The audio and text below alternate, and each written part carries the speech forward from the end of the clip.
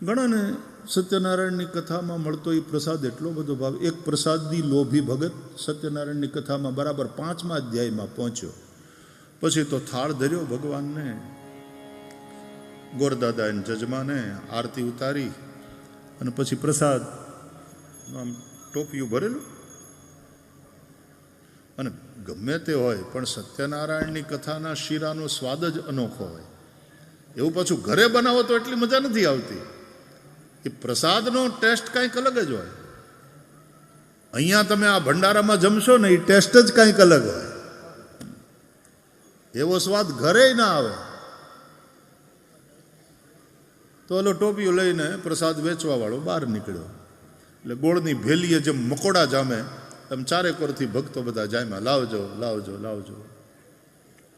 એટલે આવડો 5મા અધ્યાયમાં પહોંચ્યો હતો ને પ્રસાદીઓ ભગત, એ તે ટોળામાં હાથ ધરીને ઉભો રહ્યો, લાવજો ભાઈ લાવજો. તો એના હાથમાં હવે 50-60 હાથ આમ ધરાયેલા હોય ને બધાને ઓલો આપતો જાય ધીમે ધીમે એક એકના હાથમાં. તો આના હાથમાં આપ્યો. આવ્યો પ્રસાદ એણે જોયો, ખોપારી જેટલો હતો. એને એમ થયું એટલામાં શું થાય. અને આને એ પ્રસાદ બહુ ભાવે. પૂરો પ્રસાદીઓ ભગત બધે ઠેકાણે કથામાં હાજરી આપે. છેલ્લે 5મા અધ્યાયને અંતે એને એમ થયું આટલામાં શું થાય. પછી થયું કે હવે આટલા ટોળામાં બધાએ હાથ લંબાવીને બેઠા છે, એમાં કયો હાથ કોનો એ ઓલા વેચવાવાળાને ક્યાં ખબર છે. એટલે જમણા હાથમાં પ્રસાદ મળેલો ને તો એ હાથ એણે આમ પાછળ કર્યો અને પાછો બધાને લાવજો ભાઈ લાવજો. ડાબો હાથ ધર્યો. બોલો ડાબા હાથે પ્રસાદ લેવાય, પણ આને તો હેરો ખાવો તો ને. લાવજો ભાઈ પ્રસાદ આપજો ભલા, એ લાવજો.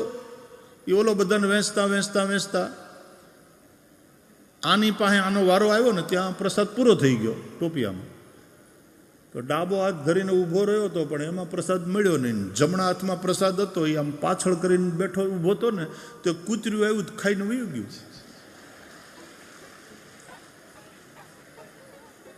ઘીનો શીરો ખાઈને જીભ ચાટતું ચાટતું કૂતર્યું થેન્ક યુ કહીને વયું ગયું કે અમારા જેવા જીવને બીજું કોણ આપે ભાઈ, ભગવાન તારું ભલું કરે.